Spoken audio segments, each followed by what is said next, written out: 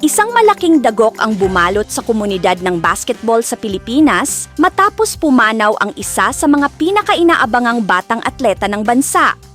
Ang trahedyang naganap ay nagdulot ng matinding kalungkutan hindi lamang sa kanyang pamilya at mga kaibigan, kundi maging sa mga tagahanga at kapwa manlalaro.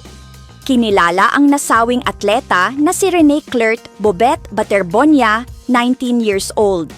Kasama niyang nasawi si Divine Adili sa isang insidente ng pagkalunod na naganap noong hapon ng Hunyo 8, 2026 habang isinasagawa ang team building activity ng Ateneo Men's Basketball Team sa bayan ng Dipakulaw, Aurora.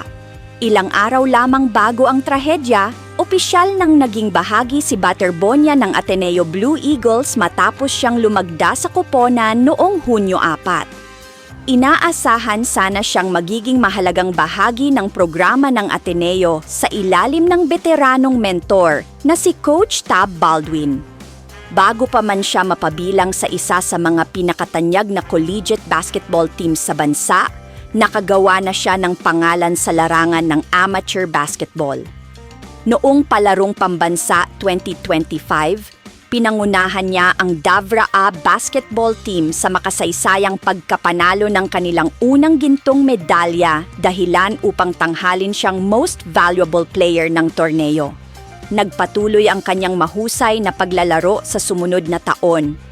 Sa palarong pambansa 2026 na ginanap sa Agusan del Sur, muli niyang ipinakita ang kanyang husay matapos pangunahan ang Davao Eagles sa pag-uwi ng silver medal para sa rehiyon. Kinilala si Baterbonia bilang isa sa pinakamalalakas na manlalaro sa ilalim ng basket. Namumukod-tangi siya sa pagkuha ng rebounds, matinding depensa at kakayahang dominahin ang shaded lane laban sa kanyang mga katunggali. Bagamat madalas siyang maiugnay sa Davao Region dahil sa kanyang mga naging tagumpay sa sports, nagmula si Baterbonia sa bayan ng Talacogon sa Agusan del Sur, bahagi ng Caraga Region. Kinumpirma naman ng Ateneo de Manila University ang malungkot na pangyayari sa pamamagitan ng opisyal na pahayag. Ayon sa mga ulat, parehong nalunod sina Baterbonia at Adili habang nasa isinagawang aktibidad ng koponan sa Aurora.